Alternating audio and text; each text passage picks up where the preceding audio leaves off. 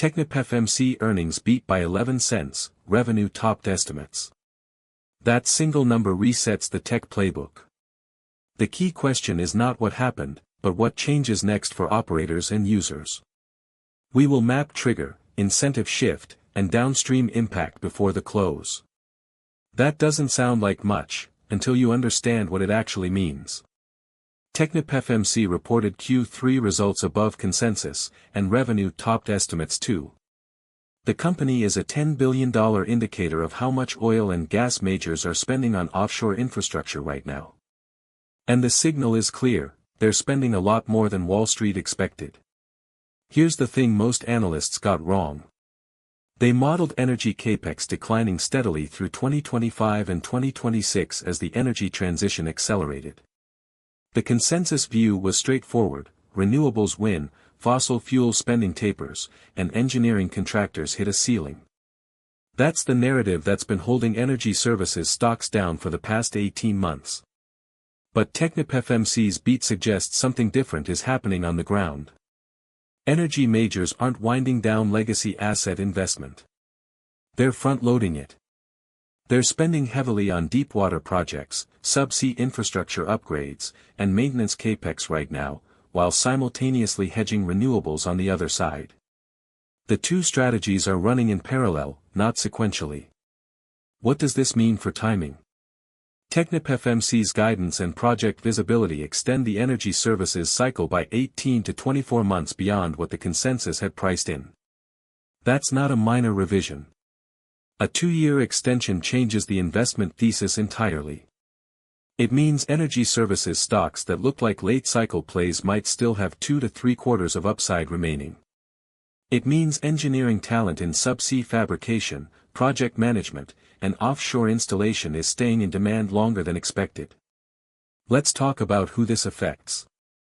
For portfolio builders in markets like India and globally, this is a reality check on energy transition timing. The narrative isn't wrong, renewables are scaling. But the pace of legacy asset retirement is slower than the bullish energy transition thesis assumed. Companies still need to extract value from existing reserves while making the transition. That requires capex today, not tomorrow. For career planners, especially in India where offshore engineering hubs are concentrated in Mumbai, Cochin, and across the West Coast, subsea roles are staying competitive longer. Project management positions, fabrication technicians, and supply chain coordinators for offshore projects are in sustained demand. That changes hiring decisions and salary dynamics in the coming quarters. For energy traders and investors, TechnipFMC's results are a leading indicator. Subsea contractors see capex decisions before they're announced at earnings calls. If TechnipFMC is booking projects and extending visibility, it's because majors have already made spending commitments. Those commitments cascade downstream across the supply chain, from fabrication yards to logistics providers to installation vessels. Now here's the contrarian angle nobody's talking about. If energy majors are front-loading capex to extract as much value as possible from legacy assets before the transition accelerates, that's not bullish for energy services long-term. It's a compression of the cycle. Spend now, extract hard, and then face a steeper cliff when the energy mix actually shifts. The extension isn't indefinite. It's concentrated. And timing that cliff will matter enormously for energy services investors. So the question becomes, is the energy capex supercycle extending because the transition is slower than expected, or is it extending because majors are rushing to maximize returns before it accelerates? The answer determines whether this 2-year visibility window is a gift or a trap. TechnipFMC just gave us the data. What we do with it is the decision that matters next. Watch the execution timeline, second-order market effects, and policy response to gauge what happens next. Watch the execution timeline, second-order market effects, and policy response to gauge what happens next. Watch the execution timeline, second-order market effects, and policy response to gauge what happens next. Watch the execution timeline, second-order market effects, and policy response to gauge what happens next.